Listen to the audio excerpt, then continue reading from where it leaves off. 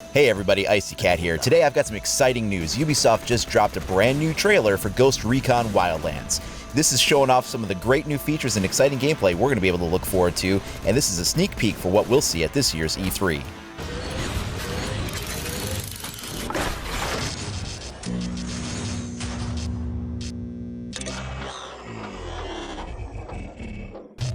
So this is going to be a breakdown analysis of the trailer that Ubisoft dropped today. If you want to see it in its entirety, go ahead and check out the Ubisoft official YouTube channel or their blog or website for the full trailer. Really great the way they put it together. Once again, they've really hit the nail on the head. Just another great trailer. This one really seems to be focusing on the gameplay environment that you have. And we're seeing some weather effects there. We had some fog, we had some rain. Here we're getting some good shots of what it looks like to have a living, breathing kind of, like the world around you, not just the bad guys, so to speak, but also the non-player characters of the game world and how they interact. Lots of vehicles present in this trailer. We're also profiling a lot of the weapons that are seen here, just a huge variety of all kinds of different ones that are present in the game world. Train tracks are being featured pretty heavily in this trailer as well, I noticed.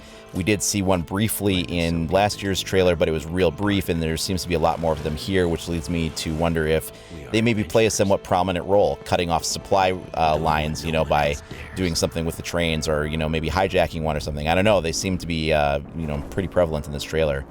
We also just noticed there in that shot that we had a new gameplay dynamic that he was threading a silencer like mid-mission. So it doesn't mean that you have to have a silencer pre-attached per se. It looks like you will be able to dynamically remove or add the silencer as needed, just depending on the situation. Lots of great vehicles here. We've seen the dirt bike before. There we had a mounted Gatling gun on the rear of a vehicle. We also saw some kind of an APC. We have all kinds of vehicles going on here. It's crazy. We had the boat. We know that we can skydive out of the helicopters. We've got these motorbikes all over the place. Just looks to be an incredibly deep game with lots of options for how to get into things. Now that's the conclusion of that trailer. We're also going to launch into a couple of environment videos they show. The first of these is going to profile the jungle environments of Bolivia. So they're going to do a little overview on this and show you some of the flora and fauna. It looks like these are rendered in the game engine. So that's pretty cool that they have that much level of detail going on. I'm not 100% sure that these are game engine renders, but they do appear to be.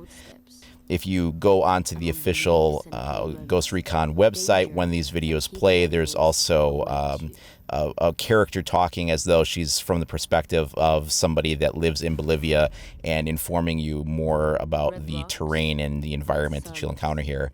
This one is about the canyons and the environments that are present in the game. You can see there's some traffic examples. I do hope that we actually have like living, breathing traffic, kind of like we do in a Watch Dogs game or a Grand Theft Auto game or something like that. Although obviously, it'd probably be a lot less heavy than it would be in a major city, but it would be, really good to have like that living, breathing world going on.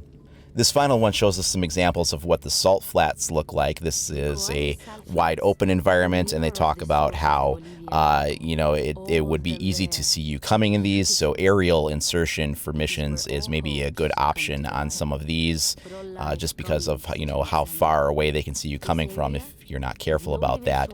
And once again, we do have another shot of an interesting derelict train yard there. That looks like such a fun environment to play in. Going on the website and looking a little bit more into the information on the game, they do talk about how the different environments can be used, like the vegetation will conceal you and allow you to sneak up more on people, whereas those wide open salt flats maybe not so much.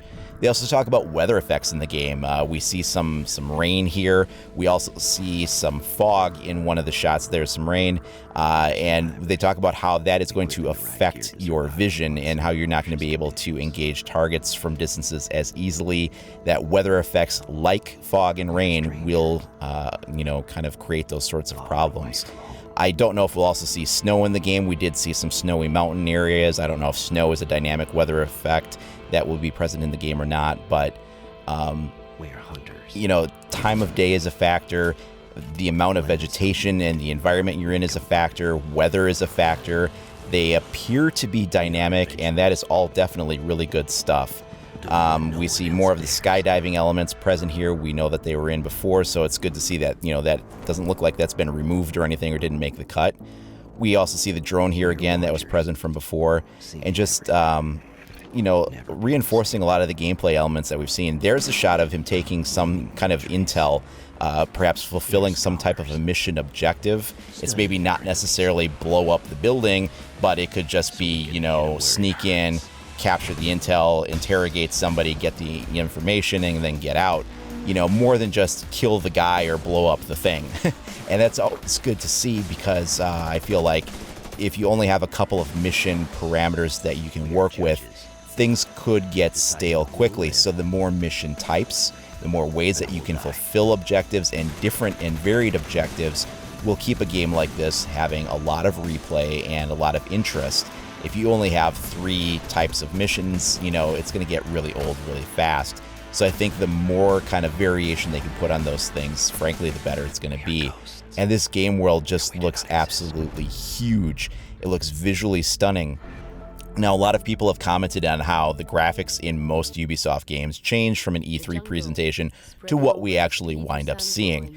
And that does, it does have its place. Siege definitely changed a lot how it looked when it was first announced to what it finally wound up coming out as. We saw a little bit of a graphics change as well in The Division, although it wasn't as drastic of a change as we saw in Siege.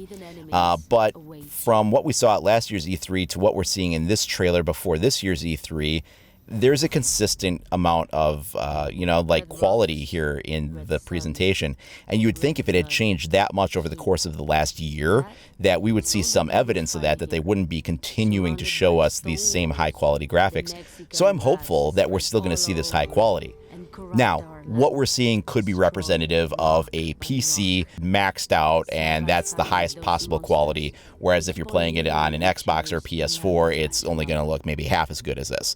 That is certainly possible, but it's still going to be representative of at least a high-end PC experience, therefore it's something you're going to be getting. What it'll look like on consoles, we'll have to see how close it hits to this kind of image quality. Even looking at Ubisoft's other open-world games like Far Cry or Watch Dogs, Far Cry is a stunning game. There's so much going on in it visually with the open-world experience, and yet the environments are just, living, breathing, and lush, and just it's a very nice looking game.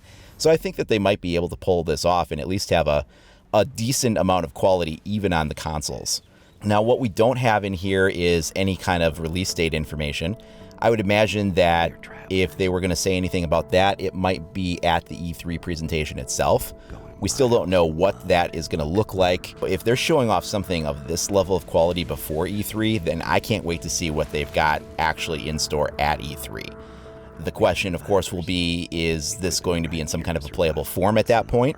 Will they have gameplay demonstration available during the event?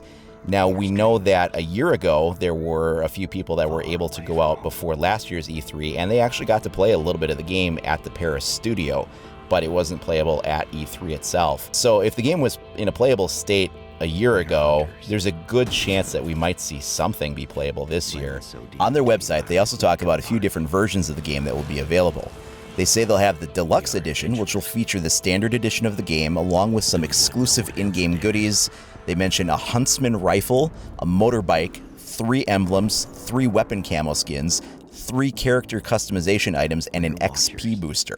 So the XP booster right there talks about something in regards to leveling, whether that's about the main game itself and maybe you level up in certain ways and then gain certain skills, or whether it's, maybe something that only applies to a player versus player mode, which we don't even know anything about, but there's something with experience points in the game there. It says there will also be a physical version of the Deluxe Edition that includes an in-game map of Bolivia and a copy of the original soundtrack. It also mentions that Ghost Recon Wildlands Gold Edition includes the Deluxe Edition and the full Season Pass, which includes access to 2 major expansions and equipment packs, as well as exclusive vehicles and weapons. Then finally, there's also a Collector's Edition, which contains a Santa Muerte figurine and collectible posters, as well as anybody that pre-orders this game will receive a bonus mission called the Peruvian Connection. And that something about the ghosts in the mountains of Bolivia to take on not only Santa Blanca, but also their Peruvian counterparts. So there's a pre-order bonus mission if you check out the game in advance. I'm pretty excited about that. I'm hearing some things in here. We've got major expansions for content, equipment packs, so that speaks to possible customization, whether we're talking about just the weapon customization or the actual operator customization, if you can change the way your characters look. It seems like in all the gameplay trailers we've seen so far, this one and the one from last year, the 4 operators each have a distinctive look. There's for instance, the one guy in the red t-shirt with the baseball cap, he's always that way. Or there's one guy that seems to always have a bandana on and the same clothes. But we haven't seen those clothes change. So I'm wondering if we'll have that ability to sort of customize the characters in that way. And it sounds like, that could be in there for sure. Well, like I said, make sure you check out the actual full trailer in its full glory with the audio and everything. It will be available on the Ghost Recon subreddit. Guys, please go check out the Ghost Recon subreddit. I know that I've often talked about the Rainbow Six subreddit, and I've directed people over there. But right now is the time to get in on the Ghost Recon subreddit. The community over there is, it's a little on the quiet side right now because there hasn't been a lot of news and information. So I think that this new trailer is going to generate a lot of buzz over there. It's going to become a hotspot of news and information. Get over there, be part of it, sign up, just be on top of all the information that happens over there. Also check out the official Ghost Recon forum. You can find the links for both the subreddit and the forum below the video if you expand the comments there. Be part of the discussion. Let them know what you think of the game, how things look, things you'd like to see or things you don't want to see. Share that with them. Let them know. Ubisoft is very receptive to that kind of thing, as I've seen with Rainbow Six communities. Now, as always, I'll be bringing all the latest news and information to you for Ghost Recon Wildlands as well as Rainbow Six Siege. We'll have a lot of info coming at us from E3, so you can be sure that I'll be covering that all in depth here. If you haven't already, please like and subscribe. You can also follow IcyCat25 on either Facebook or Twitter. Thanks a lot for watching, everybody. We'll see you next time.